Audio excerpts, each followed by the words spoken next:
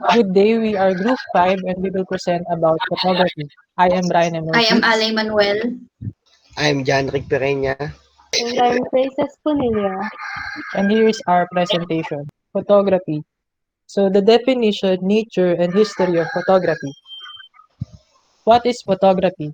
Photography is the process or art of producing pictures by means of the chemical action of light on a sensitive film on a basis of paper, glass, metal, and etc. It literally means drawing with light. From the Greek word phos or with the genitive photos meaning light and graphe meaning drawing or writing. So photography, ito naman yung process na pag-transfer ng image through a sensitive piece of paper, which means drawing with the light or producing art through the use of light. Then it combines two distinct sciences, optics and chemistry. Optics involves the convergence of light rays to form an image inside the camera, and chemistry to enable that image to be captured and recorded permanently onto a photosensitive or light-sensitive surface. So sa photography, gumagamit ng optics and chemistry. Yung optics, ito yung kumukuha or ito yung nagpapakita sa atin ng image. While using chemistry, ito naman yung pag-capture ng image mula dun sa optics. What is a photograph? A picture made using a camera in which an image is focused onto light-sensitive material and then made visible and permanent by chemical treatment or stored digitally. So, photograph, ito na yung byproduct ng paggamit ng camera. What is a camera? Camera is a box that controls the amount of light which reaches a light-sensitive surface inside either a film or a digital sensor or another surface. So, ito na yung medium or ito na yung bagay na kumukuha ng image as well as nagtatransfer ng image from one place to another using different kinds of methods. The nature of photography. Photography is an analytic form. Seeing is the essence of this process. It requires awareness, and awareness is a state of mind. It requires looking with intention and awareness and learning to appreciate many different things. So photography, analytic form siya because it involves how we perceive and how we perceive an image. Sa atin nakasalalay or sa atin nakadepende kung paano natin tatanggapin at paano tayo mag-produce, paano natin ipoproduce yung image na yon. Through photography, kailangan natin gamitin yung seeing natin o yung paningin natin. Kailangan makita natin yung iba't ibang angulo or makita natin yung pinapahiwatig ng bawat larawan. So, early photographic experiments, starting from the heliography, daguerreotype, and the photogenic drawing. Heliography, an early photographic process reducing a photo engraving on a metal plate coated with an asphalt preparation. So, as you can see sa image na gumagamit ito ng mirror para i-reflect yung ray of light papunta dun sa isang place or dun sa opposite side nito kung saan i-reflect nito yung light dun sa image na naka-trace or naka-place dun sa pinaka-metal. Then, it was improved by Nicephore Niepce, devised a method. Ginawa niya yung term na heliography or the sun drawing. In 1826 to 1827, using a camera obscura fitted with a pewter plate, Niepce produced the first successful photograph from nature. Yung photograph nito, ito yung picture ng backyard niya gamit yung heliography. The daguerreotype. Use a polished sheet of silver-plated copper treated with an iodine to make it light-sensitive, which was exposed for several minutes or more under a lens that fixed using a vapor. So dito naman sa daguerreotype, yung exposure yung nakasalalay kung paano makukuha yung image mula dun sa film. It was proposed or developed by Louis-Jacques Mandé Daguerre mula sa camera obscura at saka sa camera lucida. Ginamit niya yung dalawang camera para makaproduce ng process na daguerreotype. In 1839, Niepce's son and Daguerre sold full rights to the daguerreotype and the heliograph to the French government in return for annuities for life. So yung si Daguerre at saka yung anak ni Niepce, binenta nila yung buong rights ng ginawa nilang camera or yung process ng camera nila sa French government. Photogenic drawing. Photogenic drawing uses an image of a flat translucent object as a drawing on translucent paper, a leaf, etc., obtained by placing the object under glass in contact with light-sensitive material. So yung concept ng photogenic drawing is ito naman yung pagbibilad ng isang bagay mula sa araw. Yung mula sa isang sensitive piece of paper, then ipapatong dito yung object, then ibibilad siya under direct sunlight ng ilang oras. Yung concept nun, bali yun yung naging way kung paano magawa yung photogenic drawing. The photogenic drawing was proposed or invented by Hercules Florence using silver salts to produce prints or drawing, which then called the process photography. Then, William Henry Fox Talbot made paper light sensitive by soaking it alternately in solutions of common salt or sodium chloride and silver nitrate, which produces silver chloride. So dito naman kay William Henry Fox Talbot, gumamit siya ng salt tsaka ng silver nitrate to produce ng bagong chemical na magagamit para dun sa camera. Photography's early evolution, the revolution of technique, which involves the daguerreotype, the calotype, the stereoscopic photography, the wet collodion process, and the dry plate. The development of the daguerreotype. Daguerre's process rapidly spread throughout the world. Different people made their own innovation with the daguerreotype. So dito sa part na to, since maraming nagka-interest sa daguerreotype, yung daguerreotype ay nag-spread across the world. Lumaganap na siya.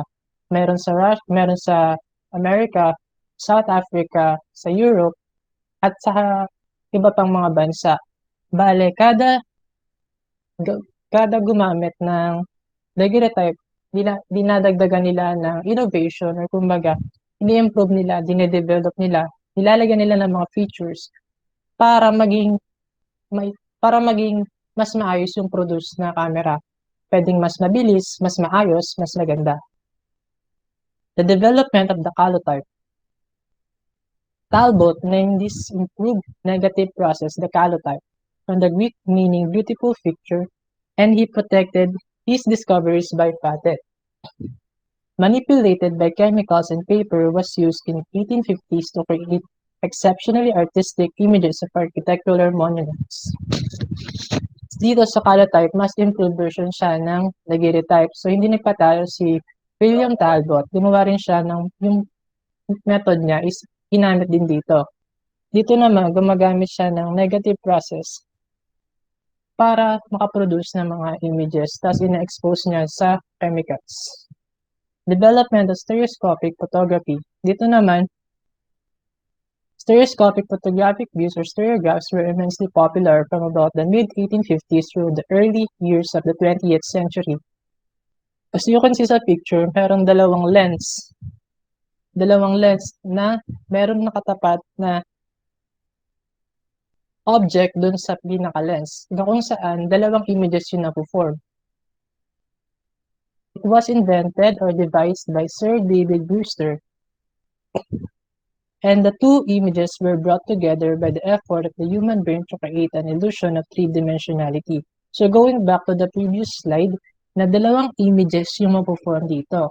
Bale kapag tinignan mo yung images under the stereograph, makikita mo or mapaprocess sa'yo yung brain mo paano mo i-perceive or paano mo i-perceive yung image and kung paano mo rin siya i-receive. Then the development of the wet collodion process. The photography was revolutionized in 1851 by the introduction of the wet collodion process for making glass negatives. Collodion is a solution of nitrocellulose or gun content in alcohol and ether. When the solvents evaporate, a clear plastic-like appearance forms. So dito, may bago na namang process aside from the previous three. It was invented by an English sculptor, Frederick Scott Archer, which was 20 times faster than all previous methods and was moreover free from patent restrictions. The new wet collodion process was also used to produce positive images on glass called amblyoptypes, which were simply underexposed or bleached negatives that appeared positive when placed against a dark coating or backing. So from the previous wet collodion process, nagkaroon ulit ng bagong process. Kumbaga, nagkaroon ng new, improved na wet collodion process, which produces positive images called embryotypes. Then, from embryotypes, it produces tintypes naman, so which were cheap variation of the embryotype. The development of the dry plate. In 1871, Richard Leach Maddox, an English physician, suggested suspending silver bromide in a gelatin emulsion, an idea that led in 1878 to the introduction of factory-produced dry plates coated with gelatin containing silver salts. So, simula sa daguerreotype hanggang sa dry plate, dito natin makikita yung pagkakaroon ng iba't ibang process to produce images. Then, the development of camera to modern day use. Dito natin makikita yung from camera obscura up till now, which was the smartphone cameras. Different kinds of photography. There are different kinds of photography. One major example is wedding photography, primarily focused on the photography of activities relating to weddings.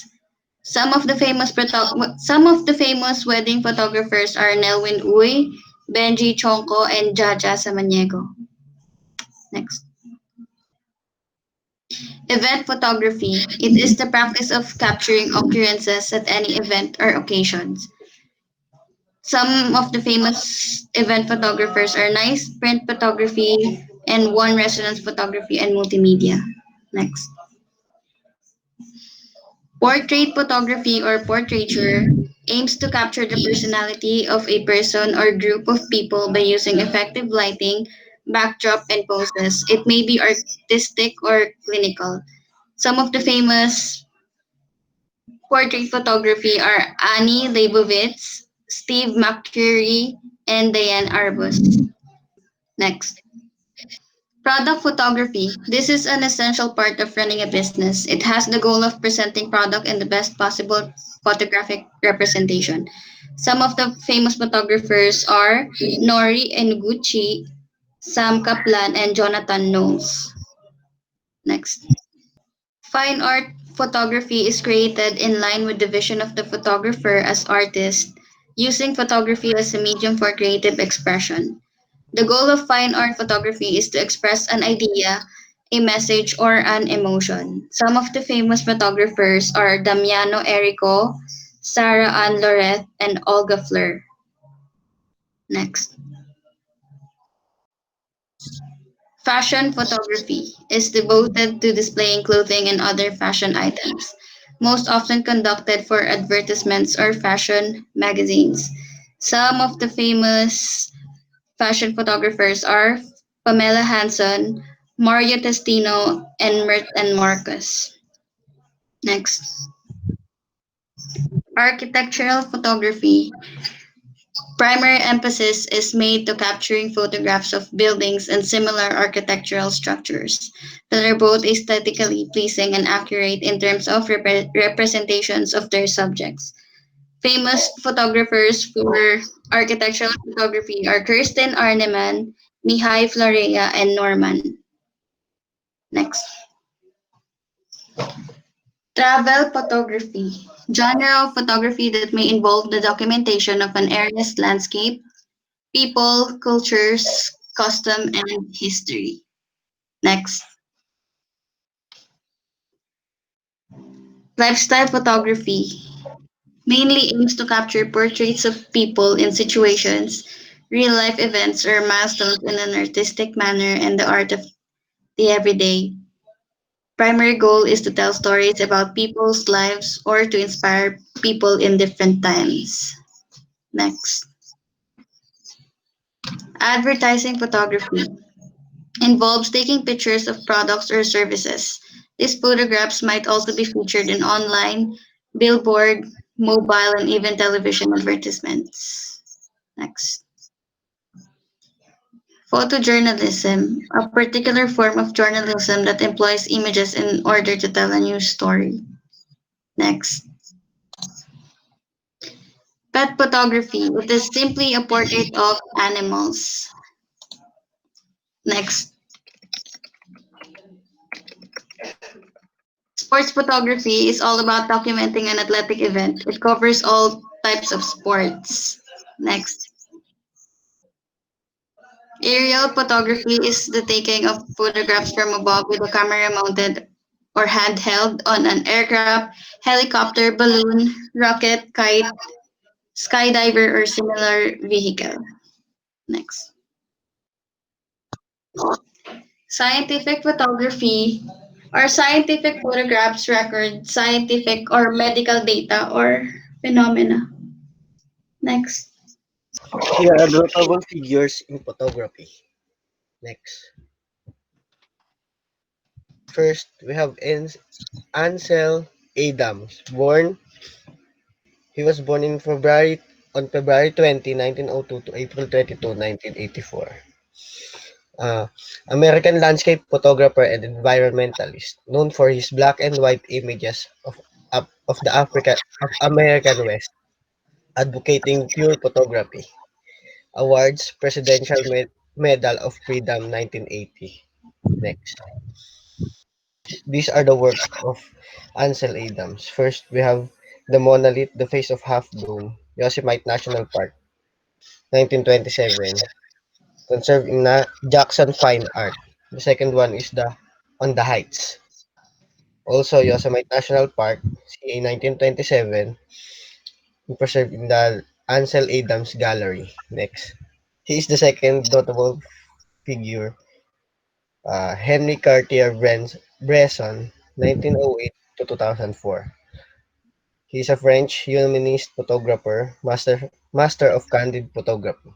These are the awards he got: Grand Prix National de la Photographie in 1981 and Hazelblad Award in 1982. Next are the works of Luis del Elgroup, 1932, and Yeres, France, 1932.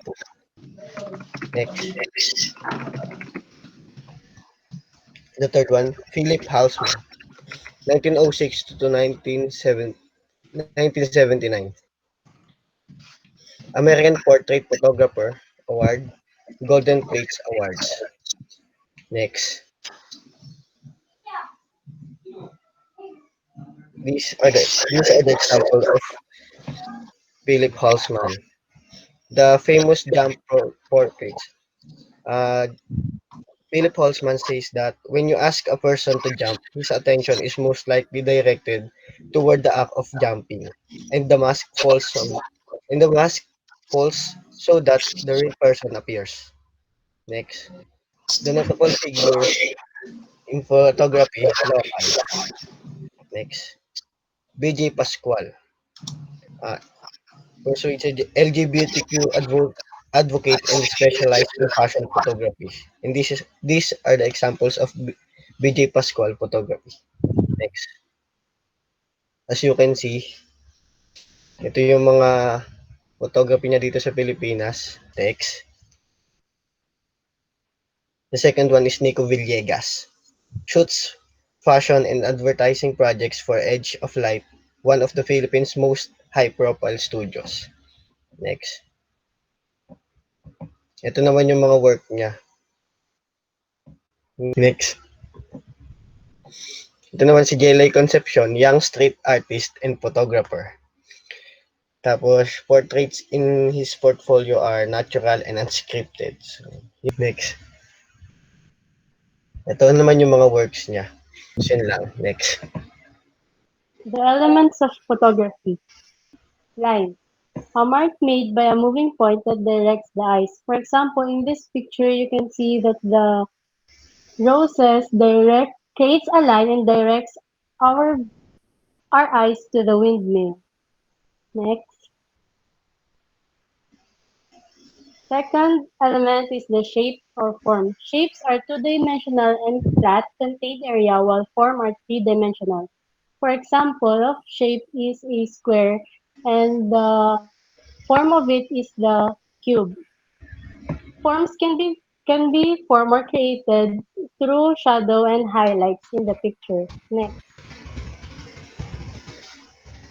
Space. Space is the area used or unused in a composition consists of a positive and negative space.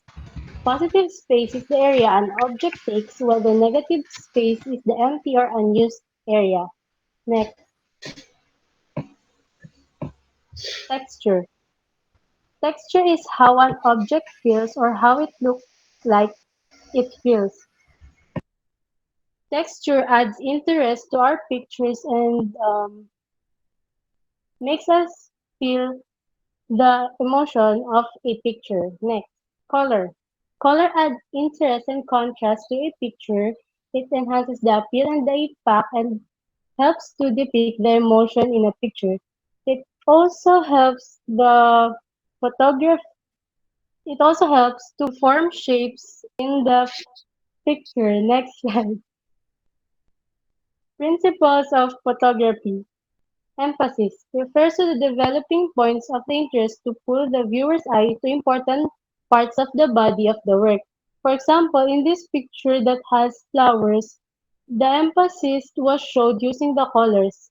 The background has blue colors while the emphasis of the picture, which is the sunflower, has a different color, which is yellow. Next slide. Balance. Balance is used to illustrate the visual weight of an image. It can it there are three types of balance is which is symmetry, asymmetry, and regional symmetry. Next slide. Unity describes the visual relationship between elements. In this picture, we can see that the boats are touching each other and and that shows the unity in this picture.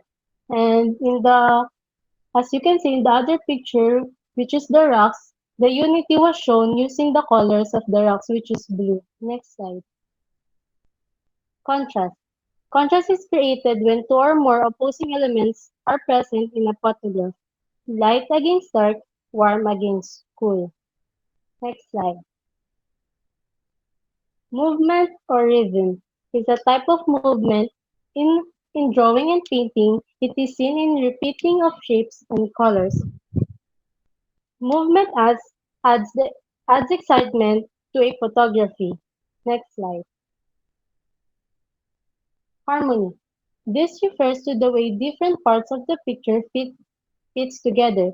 Harmony is usually the objective. However, not always in all parts of the design. It was also said that harmony causes a calming effect to the viewers of the picture. Next slide. Mediums of photography. Next slide. First medium is the camera obscura. It was the first camera and photography medium. It is an enclosed room or box that has a small hole. In this small hole, the light passes and for it is like a projector in the inside and shows the image outside inverted. Next, film SLR or single lens reflex camera. In a sa mas madaling salita, tinatawag din siyang parang film camera, mas kilala natin siya dun. So yung sa film camera, yung image nagbo-blur dun sa film.